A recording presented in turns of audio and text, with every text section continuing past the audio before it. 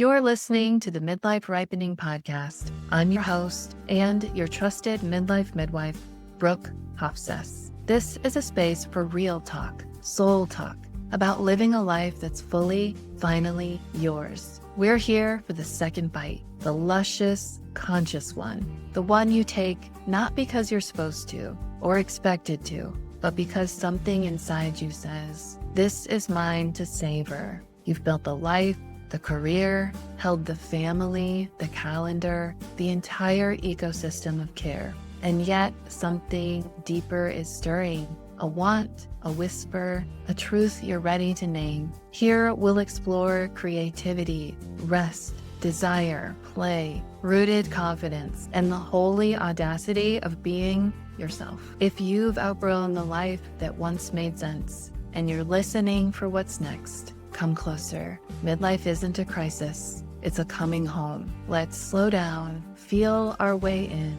and begin again. Hello, everyone, and welcome back to the Midlife Ripening Podcast. I am so excited to have a really special guest with me here today, my coach and mentor, Lianne Raymond. So nice to be here.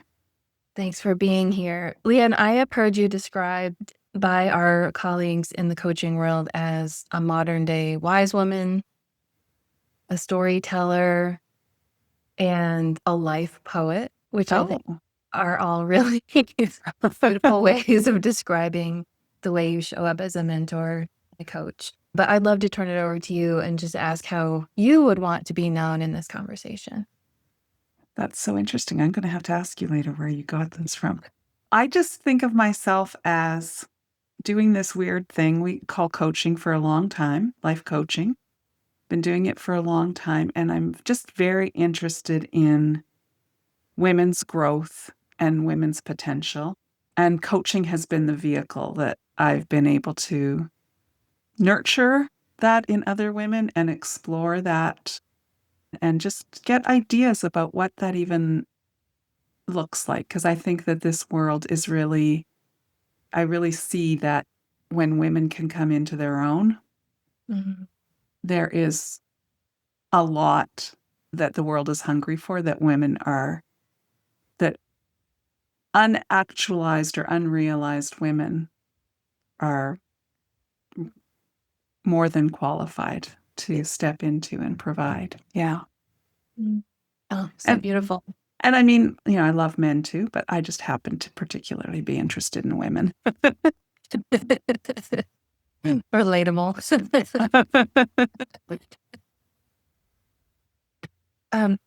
Today the weather here has been like extreme thunderstorms. And okay. I thought that was really interesting. It has quieted now that we've settled into this conversation, but it has been reminding me of some of the things that I've learned from you over the years about nature as a guide and a teacher. And I wrote down something in my journal once that you said, and I'm paraphrasing here, Lianne, women are lucky. Nature provides us with initiation even when culture doesn't. Yes. And you said that in the context of perimenopause and menopause. And yeah, I would just love to hear you riff on that if you're up for it. Yeah, I mean, I think there is something to be said for a woman's body just by virtue of the physiology of menstruation, for example. So the female body is, in some way, we are potentially have that connection to the rhythm of something. And rhythm to me is what we get a lot of in nature, right? The rhythm of seasons if we live in a seasonal climate, but even the rhythm of day and night, the rhythm of sleep and wake. So there's rhythms in nature. And to me, we are initiated into that rhythm. Most of us, whether we want to be or not, we are initiated into that rhythm when we have our first menstruation. And then that is an initiation, right? That is an initiation.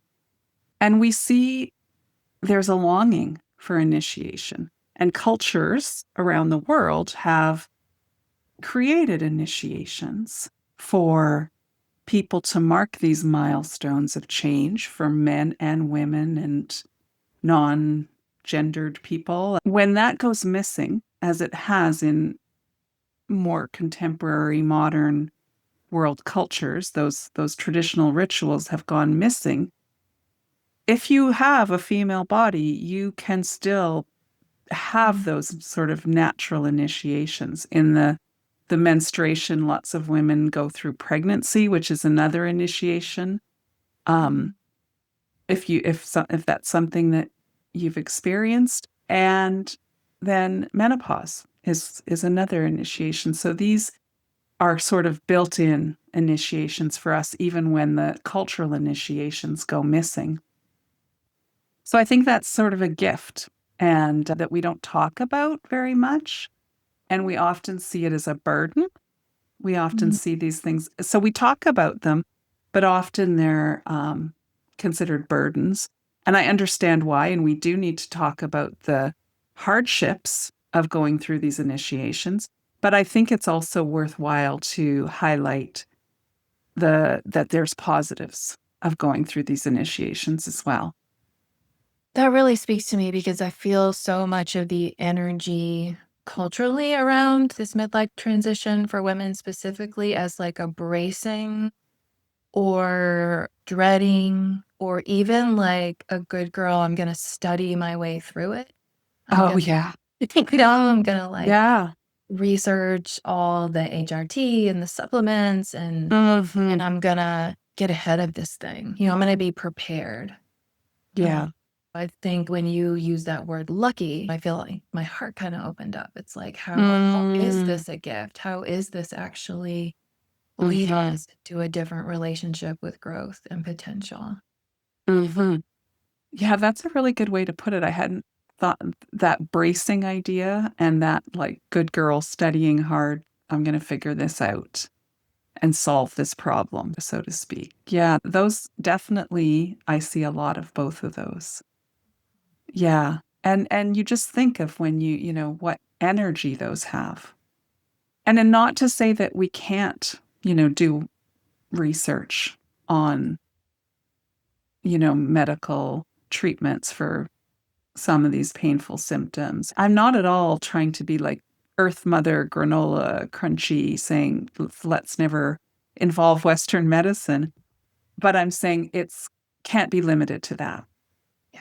I think it's limiting to us if we limit it to that.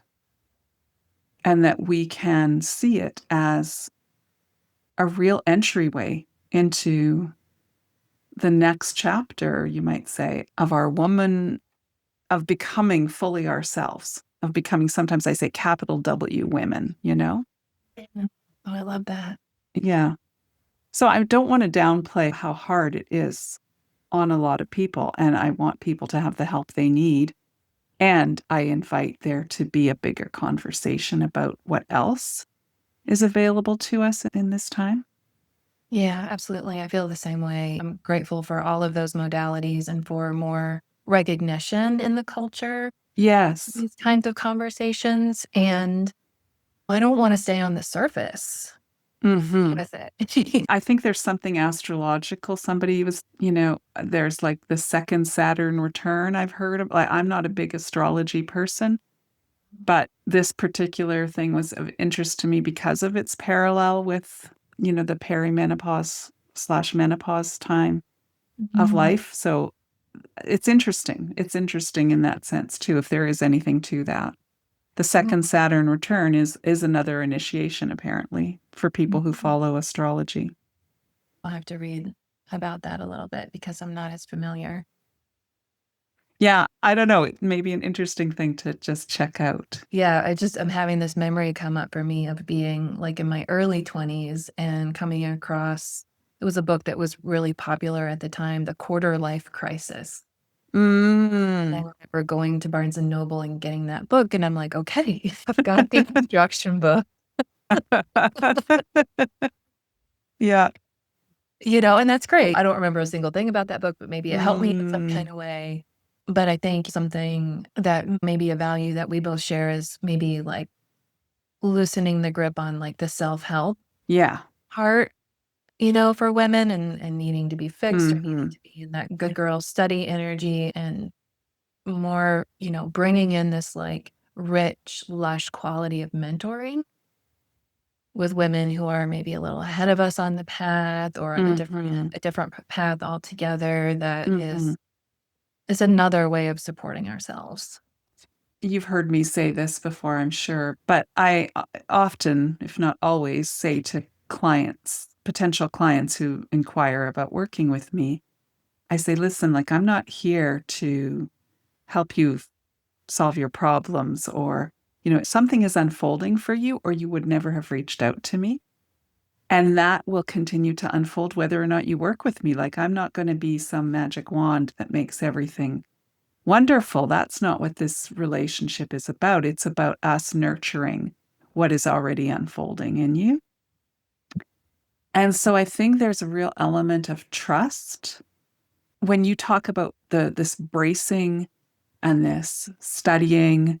Those, I think, both come from a place of fear, really, right? Like we're scared of what could potentially happen.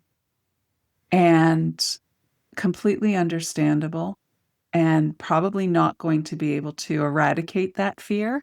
But alongside that fear, is there room for also some trust, for also some curiosity, for also some mystery, some interest in like, what is really going on here for me? What is available here for me? Instead of just what needs to be fixed, what problem needs to be solved, but also, just what if I really trust this process and see if there's some room for that alongside some of the fearfulness. We live in a very youth enraptured culture Mm. in so many ways. We see it all around us. I actually think of it as a culture infatuated with immaturity. So immaturity, emotional immaturity, and physical immaturity. So we find people trying to stay hip and cool. So their affect feels young. We see people getting lots of cosmetic procedures. So their physique stays young. We see, um, people, the classic midlife crisis where you ditch the old wife, get a new wife, get a sports car, and try and relive your youth. That's what we're surrounded by. So it's natural that we don't have a culture that really welcomes elderhood. Mm. And so we are going to be fearful because we don't have a lot of examples. I think it's starting to improve. I do. But we still live in a culture that overwhelmingly gives us the sense that if we can't stay young, we become irrelevant, um, uh, disposable, I guess. Which is the opposite of how I've heard you speak about women in midlife, which is about, I've heard you say things like feeding the village from our harvest. Have I said that? Wow. Sometimes I say things that people say them back to me, and I'm like, wow, I must have been channeling somebody really interesting.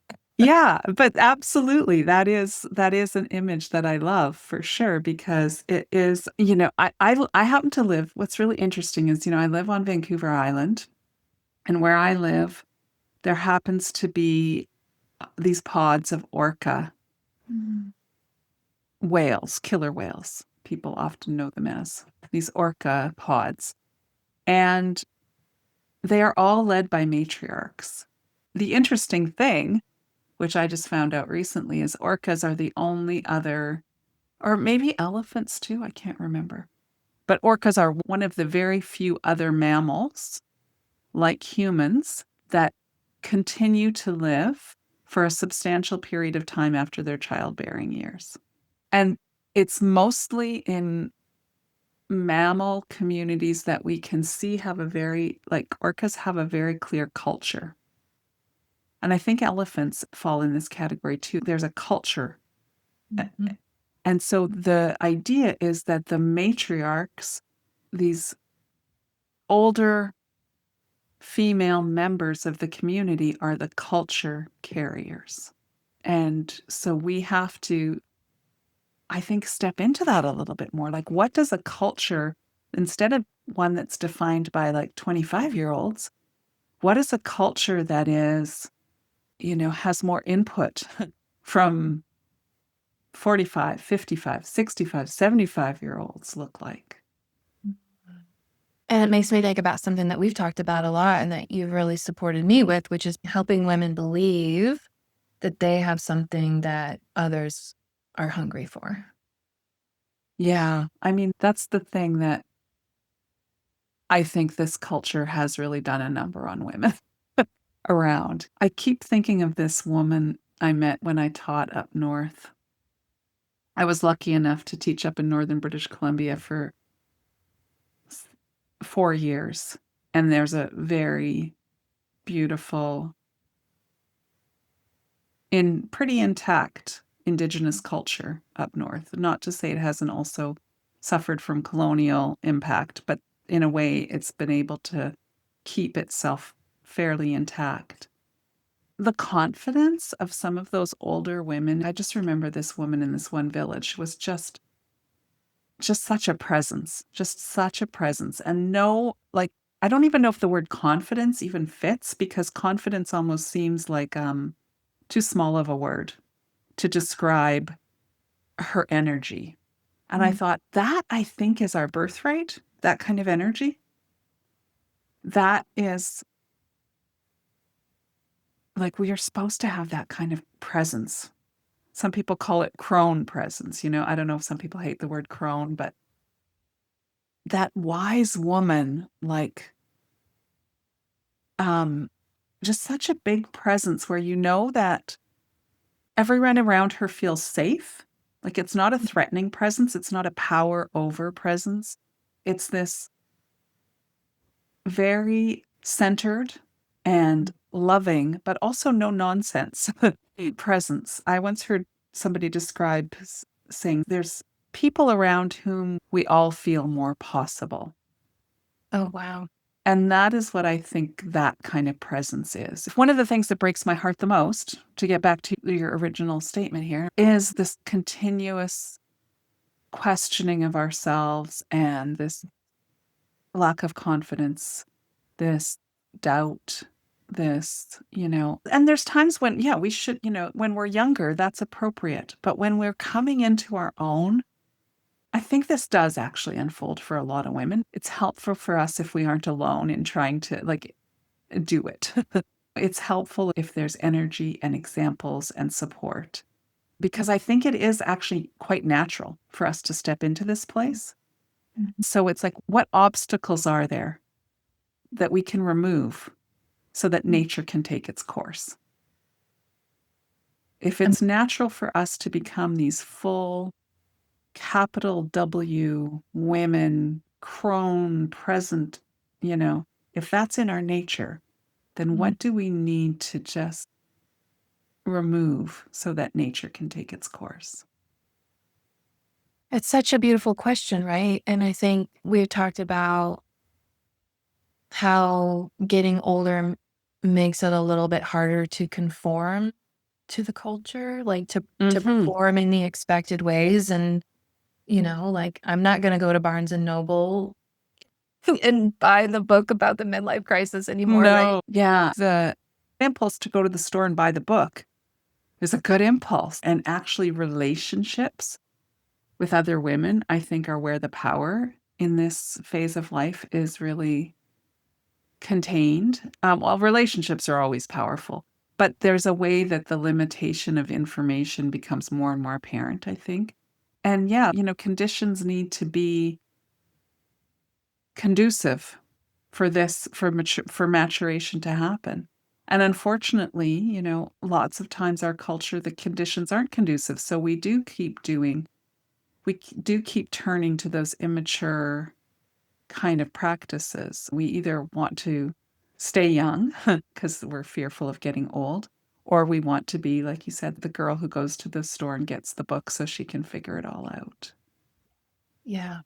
Yeah. And the difference, like, it's really striking me, like, because I mean, I love to read, but it's, Yeah. for me, it's about like, it's less about because I need an answer that's outside of myself and more about maybe being in relationship with other Yes. ideas. Yeah. And unfortunately, the books are getting like that's how, honestly, I love reading too. Like behind me, I absolutely love reading. But yeah, the books that are the there's a lot of books out there today that I think, are not fulfilling in the way that like they've become more platforms, or there could have been a New Yorker article, or there's still some good ones out there for sure. I'm not saying there aren't. But you look for those books that instead of just giving you answers are also asking you questions. There are really good books out there, and I think books are a conversation with another wise thinker. So yeah, definitely I don't want to downplay books. So I'm glad you said that, because that's not my intention at all. I think there's some really good books, and see if there's a reading group for the book, or see if you Yes. can connect with others over that book. Yeah. The way I heard it was almost like seeking integration or inquiry over information, Yes, just being a passive consumer or, beautiful way to put it. right? Yeah. Yeah, I Mm, love that, Brooke. yeah. I'm Mhm. curious, what's nourishing you right now in your world? Yeah. I am what's nourishing? I mean, what always is nourishing to me and continues to get more and more nourishing, I think, is nature, always nature. I find myself spending more and more time walking the estuary. Like I've lived by this estuary for, I don't know, 30 years now. And I feel like sometimes I'm like, I've walked every inch of this estuary. And then the tide was out the other morning, like really far out. Mm, And I thought to myself, I'm going to walk out as far as I can until the mm, tide starts coming back in. And I had never done that before in 30 years. And I saw all kinds of interesting things out there on the very edge of that low, low tidal zone. And I was like, how have I never walked out this far before? And so I continue to find these like little surprises in nature, or notice things I never noticed before. mm, Um, I just find myself willing to spend the time to be quiet and give my attention mm. to that space, because I just learn so much always. I always learn so much from nature. That's always incredibly nurturing to me. And that seems like a bit of an easy answer, because probably everybody knows that nature is nourishing. And then I've been reading a lot of interesting philosophy lately. And then I'm also just I'm prepared. Going to be starting a Substack soon, and I have this about quite a few years of this accumulation of my ideas about coaching and the history of coaching and the lineage of coaching that I am excited to share with people, because I think women have been doing coaching for forever. And we just call it coaching now, but it's shown up in all kinds of ways. And so I want to really um, reclaim that lineage. And so sharing that is something that's very nourishing, and I'm getting very excited to do as well. So that's kind of where my creative spark is right now. Oh my gosh, I'm so excited for your Substack. I know I'm painful to follow in a way, because I am a slow mover and I take my time to do things. And I know I told you about the Substack probably a few months ago, but it is happening, I promise.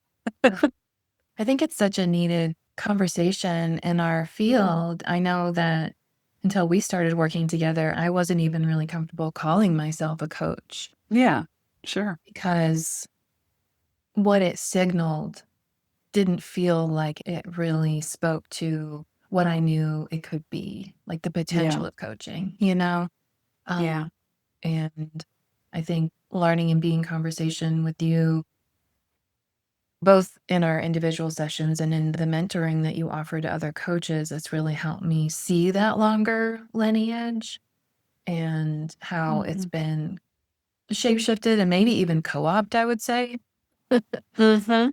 Mhm. by the dominant immature culture. I think Sure, that's fair to sure. say. Mhm. Yeah. I think there's a lot of parallels with midwifery, I think, is a good way to look at it. Because, women have been bringing each other's babies into the world forever. And medical doctors came along and brought a lot of really good innovations to the field. Women are not dying the way they used to in childbirth because of some of those Western medical innovations. But something was lost. And now it's finding its way back. So we're having this combination of like midwifery and Western medicine. And so I think there's something similar. Coaching, I think women have been doing this midwifing of the soul, you might call it, or this mothering of the soul forever. And then, yeah, this thing we call coaching just happens to be a good vehicle for it right now Mhm. for a lot of reasons that I could get into a big lecture about that. But suffice it to say, one of the ways I like to think about it is think of Cinderella and the pumpkin that the fairy godmother turned into a coach to carry her to the ball. If you're having trouble with coach because you have athletic associations or you have, kind of get her done, kind of, real action oriented, just do it kind of, just think of that pumpkin and just think, oh, yeah, I'm just a pumpkin. I'm just a pumpkin carrying people from where they are to where they're going. And just disarm it a little bit. That's so brilliant.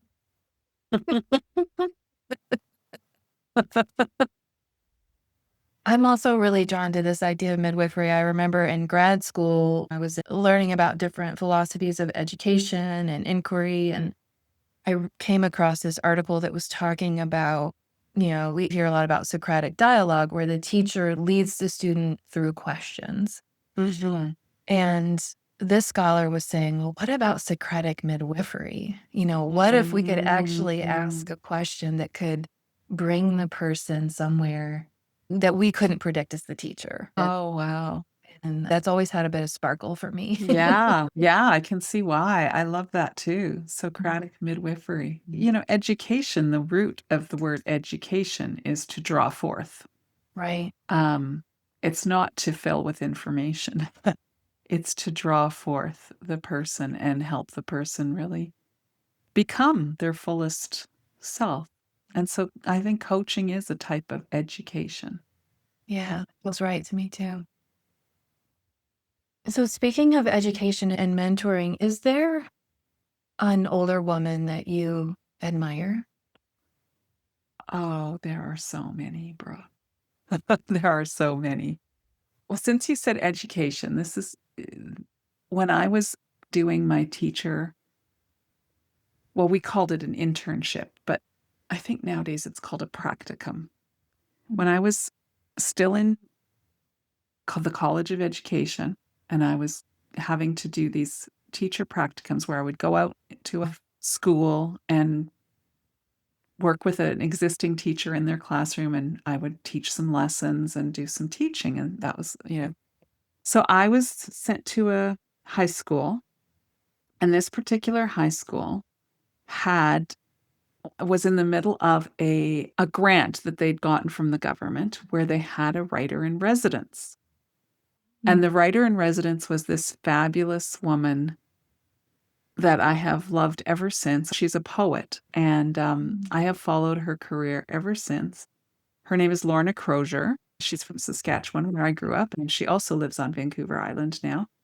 So Lorna Crozier, this amazing poet, is somebody who has, to me, always been exactly who she is and been unapologetically herself and is just a beautiful example of an older woman. Somebody that's more public that I really think is worth, if you're on Instagram and you're not following Isabella Rossellini, then I would suggest you do that right away. She's a really great example of an older woman, again, who's like really living all the facets of what interests her and following her creative impulses, just making amazing works of art and gardening and taking care of animals. And she's just fascinating and a real, woman who's living her life fully. So I love her as well. I have a mentor, Marlene Schwei, who I absolutely adore and love. And I'm so grateful for her in my life and could not be doing what I'm doing without her. So I feel like I'm standing on the shoulders of many, many, many wonderful women. Yeah. I'm feeling that deeply. I'm feeling that's a great opportunity to thank you for not just this conversation and supporting me in my new endeavors and creativity, but also for being that for me, being wise woman energy in my life and reminding me how to get back to myself when I get too away. Yeah. Having someone ahead of you on the path who you can just see them doing that thing. I appreciate you saying that. And it's still something that I'm getting used to. Being seen as a mentor is still very new for me. And I'm like, well, wait a minute. I still feel like, but I'm allowing that to unfold, being curious about it. But I think mentors don't just have to be the people. I'm glad you asked me about these other women because some of them have been more mentors directly, like Marlene, where she has been somebody I've asked questions of, and I've watched her teach and give workshops, and I've seen how she manages her practice. So, and I've had, direct contact with her. And then there's other people that I have just observed. And that is mentoring too, when there's people out there that you can just say, there's a person who I can see, like an Isabella Rossellini, who's living their life to the fullest and who I can use as an exemplar of how I want to, what feels like there's a draw there for me. I feel drawn to that. What you're drawn to can also mentor you. It doesn't have to be the kind of relationship. It doesn't, books can mentor you if you're in conversation with them. So there's all kinds of ways to let yourself hear from voices other than the dominant cultural voices of stay young, stay young, stay young.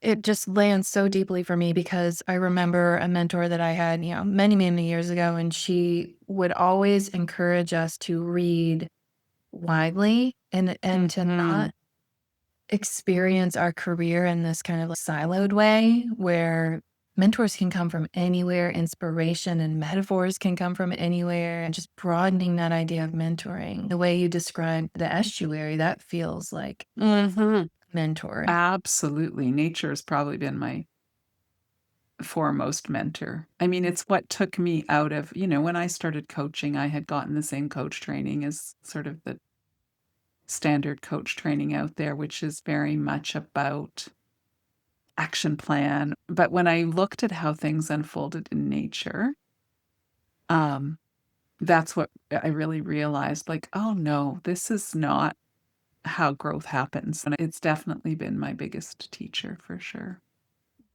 Beautiful. Yeah. So I've been enjoying closing each episode with offering listeners with a seed. It could be a question or blessing or just something you haven't had the chance to say that's on your heart. So I wanted to pose that to you. Can I finish with a poem? Oh, I'd love that. So this is Lorna Kircher. I'm going to read you a poem from her book called Everything Arrives at the Light. What a title. And this is called A Summer's Singing. So I guess we just turned over into summer. So maybe this is appropriate for that way too. Where does that singing start? That thin sound, almost pure light? Not the birds at false dawn or their song when morning comes. feathered throats, warm with meaning, a different kind of music. Listen, it is somewhere near you, in the heart, emptied of fear, stubbornly in love with itself at last. The old desires a ruined chorus, a radiant, bloody choir. Where does the singing start? Here, where you are. There's room between your heartbeats, as if everything you have ever been begins inside to sing. As if everything you have ever been begins inside to sing. Mhm. A good one, hey? Thank you. It's such a good one. I have chills. Thank you so much for being here, Lianne. I'm so appreciative of you in my life. I was delightful, Brooke. I knew it would be.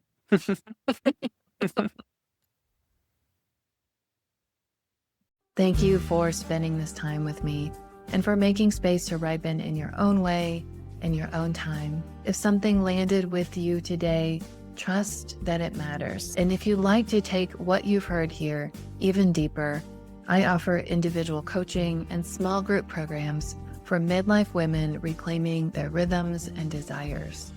You can learn more at brookehofsiscoaching.com or join my email series, The Second Bite. And if this episode spoke to you, I would be so grateful if you'd leave a glowing review or share it with someone ripening alongside you. Until next time, tend your heart and take the second bite.